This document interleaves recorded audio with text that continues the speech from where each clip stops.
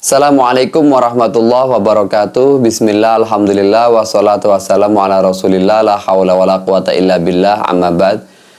Teman-teman, sahabat-sahabatku yang insya Allah dimuliakan Allah, pernah tidak ya kita berpikir kenapa Rasulullah Shallallahu Alaihi Wasallam ketika wafat beliau dimakamkan di kamarnya Sayyidatuna Aisyah?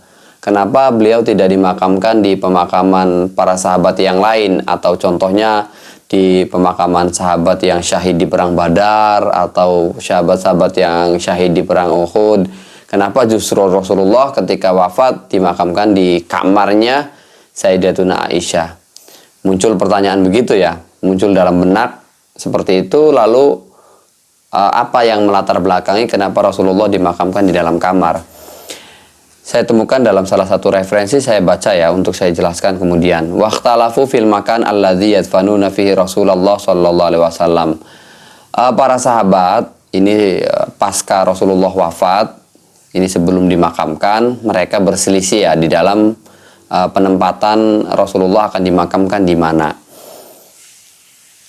Ayadhabuna ila Makkah fayadfanunahu hunaka fi maqabiri abaihi.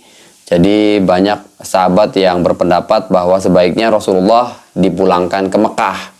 Jadi jasad beliau dimakamkan di Mekah, karena di Mekah ini merupakan tanah leluhur atau tanah ya nenek moyang daripada Rasulullah SAW. Jadi bapak-bapak, kakek dan seterusnya nasabnya dimakamkan di Mekah.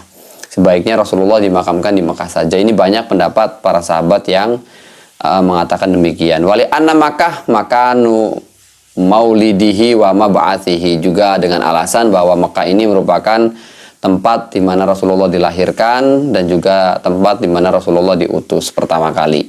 Summa fiha al-Baitul Haram alladzi ja'alallahu qiblatah, dengan alasan lain juga mengatakan bahwa di Mekah ini terdapat Baitul Haram, Baitullah Al-Haram, ada Ka'bah yang Allah jadikan sebagai kiblat kita dalam sholat. Wa fiha qabru abihi Ismail, juga ada kuburan dari nenek moyang Rasulullah, yaitu Nabi Ismail alaihi salam. Am yadhabuna bihi ila Baitil Maqdis fa yadfanunahu hunaka haitsu yujadu qabru abihi al-Khalil Ibrahim alaihi salam wa katsir minal anbiya. Jadi ada juga sahabat yang punya pandangan apa tidak dimakamkan di Baitul Maqdis saja, di Yerusalem itu ya, yang sekarang diaku oleh Israel, masih aslinya masih wilayah Palestina tapi diklaim sebagai wilayah Israel. Ada sahabat yang berpikir ke situ, apa tidak dimakamkan di Baitul Maqdis saja? Kan nanti di sana juga ada kuburan Nabi Ibrahim serta kuburan para nabi-nabi yang lain. Am yubqunahu fil Madinah, abqa yubqunahu fil Madinah li'annaha daru hijratihi wa maqarru ansorihi alladzi azharallahu bihim dinah. Nah, tidak sedikit juga para sahabat yang punya pandangan jangan dibawa kemana-mana, jasad Rasulullah jangan dibawa ke Mekah, jangan dibawa ke Baitul Maqdis atau ke tempat lainnya, tetap ada di Madinah. Kata sahabat-sahabat ini, lebih baik Rasulullah ditempatkan saja, dimakamkan di Madinah, karena ini merupakan tempat di mana Rasulullah telah hijrah. Artinya Rasulullah sudah mendedikasikan hidupnya di Madinah. Maka ketika meninggal ya di Madinah. Wa maqaru ansorihi alladzina azharallahu bihim dinah. Juga di Madinah ini banyak kelompok atau kaum Ansor, orang-orang yang Allah perjelas agama mereka, atau Allah memperjelas agama Islam dengan kehadiran orang-orang Ansor ini. Kalau tidak ada orang Ansor, Masya Allah, bagaimana nasib kelompok kaum muslimin yang pada waktu itu sangat terintimidasi oleh kelompok kafir Quraisy di Mekah. Wa yaqifu Abu Bakrin As-Siddiq radhiyallahu taala anhu fi hadhil mas'alah mauqif al-hakim. Lalu di saat perselisihan itu terjadi, ada yang mengatakan harus dipindah ke Makkah, ada yang mengusulkan ke Baitul Maqdis, ada juga yang mempertahankan Rasulullah di Madinah. Tiba-tiba Abu Bakar ini berdiri untuk menyelesaikan persoalan ini, perselisihan yang terjadi di antara para sahabat. Sebagaimana beliau itu seperti berdirinya seorang hakim, artinya memang tahu betul Abu Bakar itu lama dengan Rasul sehingga paham betul apa yang harus dilakukan. Fayarwi lahum annahu sami'an nabiyya sallallahu alaihi wasallam yuqarriru annal anbiya yudfanuna haitsu yuqbaduna. Kemudian Abu Bakar meriwayatkan atau menceritakan salah satu perkataan yang dulu pernah beliau dengar dari Rasulullah sallallahu alaihi wasallam, yang Rasulullah pernah menetapkan begini. Annal anbiya yudfanuna haitsu yuqbaduna.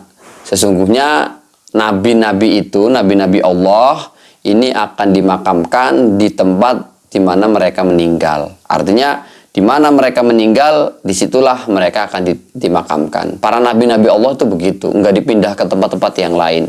Jadi Abu Bakar menegaskan kepada para sahabat yang lain yang mungkin belum pernah mendengar perkataan Rasul ini, dengan tegas Abu Bakar mengatakan, Rasulullah mengatakan demikian itu, bahwa sesungguhnya para nabi-nabi Allah itu akan dimakamkan di tempat di mana mereka-mereka ini meninggal dunia.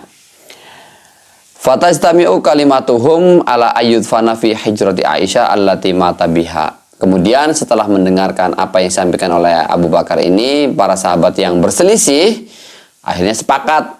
Ya sudah, kalau begitu, kalau memang benar Abu Bakar mendengarkan Rasulullah mengatakan yang tadi itu, maka mereka sepakat untuk memakamkan Rasulullah di kamarnya Aisyah. Kenapa di kamarnya Aisyah? Karena Rasulullah wafat atau meninggal ini ada tepat di kamarnya Sayyidatuna Aisyah.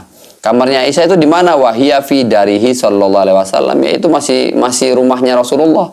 Jadi meninggalnya di kamar Aisyah, di rumah Rasulullah itu sendiri, tapi di kamarnya Aisyah.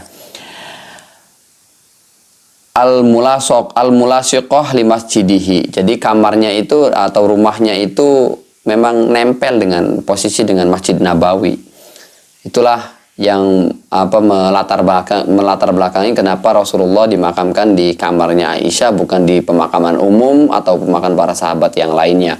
Karena dawuhnya Rasul, setiap nabi yang meninggal pasti akan dimakamkan di tempat setiap nabi akan dimakamkan di mana dia meninggal dunia. Kalau meninggal di situ ya dimakamkan di situ. Begitu kira-kira. Ini yang dipahami oleh Sayyidina Abu Bakar dan diterima oleh seluruh sahabat-sahabat yang ada di tempat tersebut. Kiranya begitu. Assalamualaikum warahmatullahi wabarakatuh.